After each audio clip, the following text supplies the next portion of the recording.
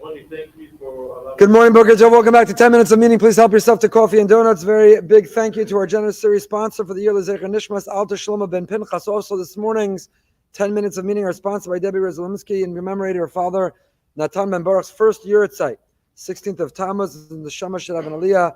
Thank you so much to the Rezolinskys for all that they do. We are on the 23rd chapter of Mesillas Yesharim. It took the Ramchal towards the end of the Sefer to address the issue of humility, how to overcome the instinct towards ego, towards arrogance, how to eliminate that which is blocking us from thriving in our relationships with others, with ourselves, and with Hashem, and to live humble, modest, mission-driven lives where we can live our best selves. And the Ramchal has been giving us practical steps, practical advice. What kind of mindfulness, what kind of mentality, what kind of intention we need to have as we go through our day and we go through our lives to remember who we are and what our boundaries and limitations are through that humility and modesty to find the greatest meaning in our lives. When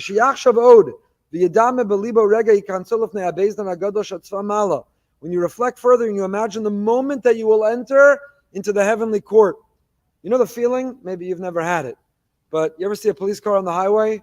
You pass them, maybe you were going not exactly the speed limit, you look in the rearview mirror, your heart skips a beat to see whether the lights will turn on, whether he'll get behind. This never happened to me, but I've heard from others. Whether he's going to get behind you. You know, when your heart skips that beat, that pit that's in your stomach, if those lights are on, all of that pales in comparison to the feeling when you will enter the Beis Din Hagadol Shamala. When we will appear before the Almighty, the source of all holiness, all sanctity, all purity. We will stand there fully exposed, fully revealed, guilty as charged. We will sit there and we will review the video of our lives. Hayarim Rosh, you're going to be able to hold your head up.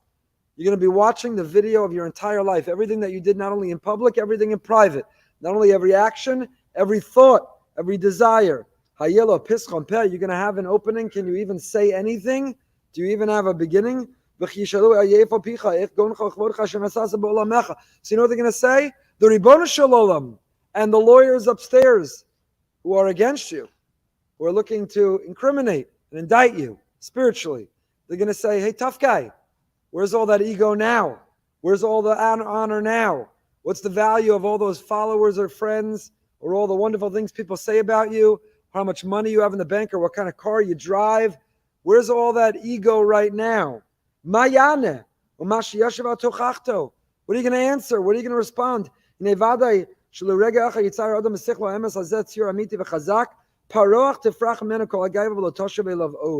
only we could imagine this for a moment. Whenever you get high on your horse, whenever you feel swelled with pride, whenever your ego is driving your decisions and your attitude, just stop and pause and contemplate and think and picture for a moment what that will be like. What it will be to sit with the Ribono Shel Olam in the Beis Din of Mala to watch and review the video of your life. The busha that is eternal, the busha that is forever, that busha, that shame, that guilt, that humiliation, that embarrassment. There's nothing more painful. The Mashgiach Rav Dan Segel in his commentary on Mesillas Yesharim writes, "Ba'olam haba, olam ha'emes hainin shel habusha b'chol ha'utzma, v'habusha atzmi yisurei gehenim." The shame, the humiliation that we will feel for the mistakes we made, the time that we wasted, for who we could have been and what we could have done, that is the yisurei gehenim. If you want to know the Torah understanding of Gehenim, of hell, it is the humiliation of having to review the totality of our lives. Now, the good news is, as we pointed out previously, we can correct it. The good news is you can edit it. The good news is you don't have to sit and watch the whole thing. If we take responsibility and accountability in this world, if we do tshuva properly, we've been discussing in Siddur Snippets, Slach Lanu, if we engage tshuva properly, we could edit out the movie. And then we're watching only the best parts. Then we'll be so excited to have some heavenly popcorn and a big heavenly big gulp and sit down and watch the best parts of our lives that we can be proud of. Oh, that's heaven. That's heaven. We can eliminate how much time that we feel the shame of Gehenna if we use this world to edit. And that's why we daven, Shelo nevosh velo nikalem, what? Li'olam va'ed.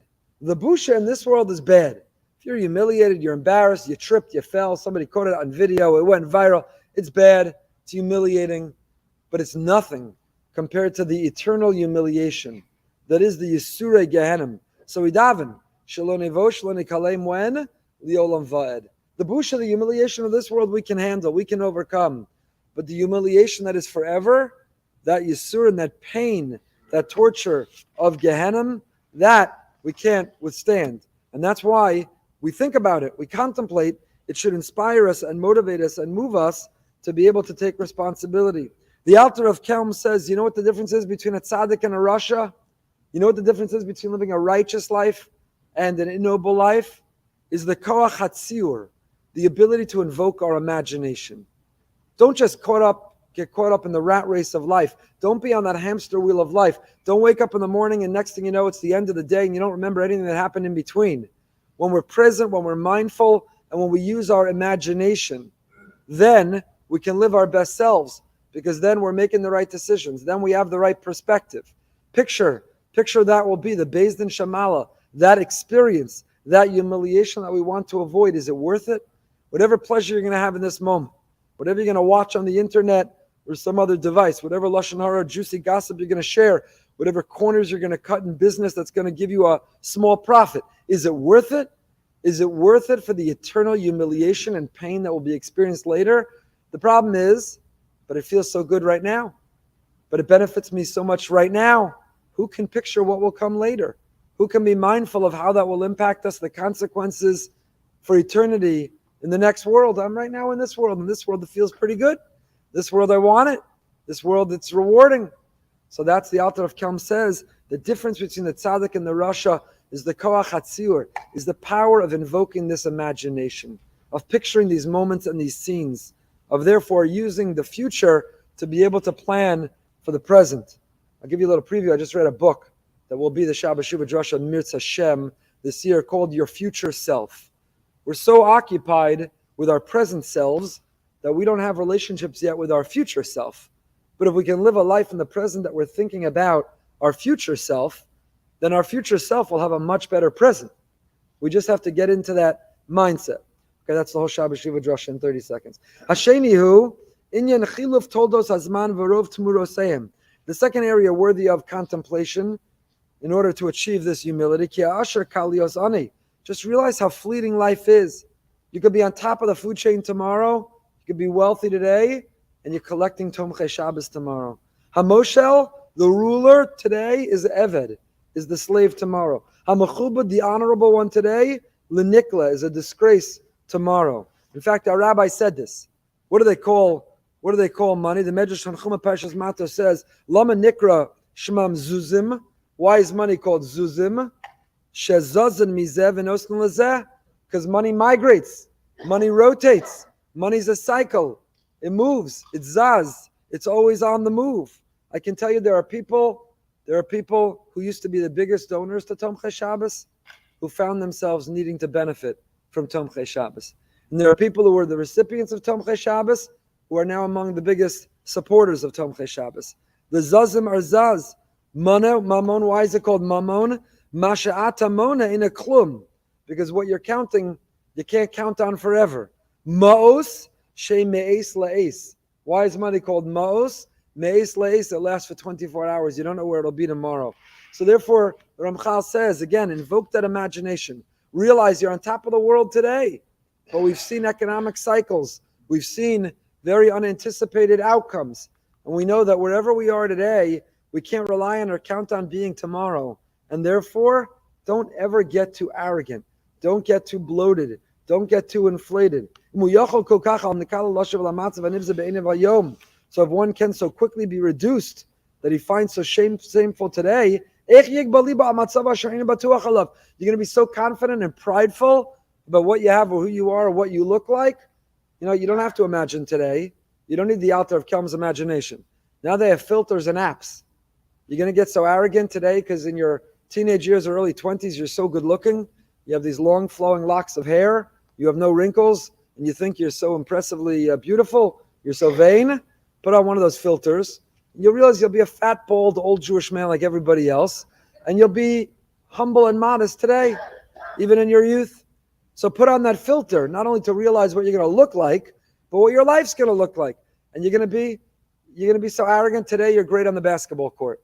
So picture your knee replacement surgery, your hip replacement surgery, when you're going to need the walker, the cane, the knee scooter, when you're going to be grateful just to be able to make it across the room and carry your own cup of coffee, and you're going to be so arrogant today because you're the number one on the basketball court. All you have to do is picture your future self, and it'll bring a sense of humility today. How many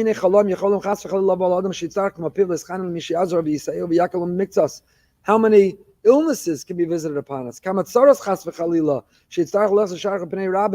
many challenges, how many catastrophes, how many crises that we're going to need to rely on and beg and grovel to others. So again, if we can invoke that imagination, that thoughtfulness, that mindfulness, we'll live more modest lives, which will be much better lives, and will enhance all the relationships in our lives with ourselves, with others, and with Hashem. Have a fantastic day. Living with Amun at 8:45 tonight behind the Bima with Natan Sharansky. Have a healthy, happy, and holy day.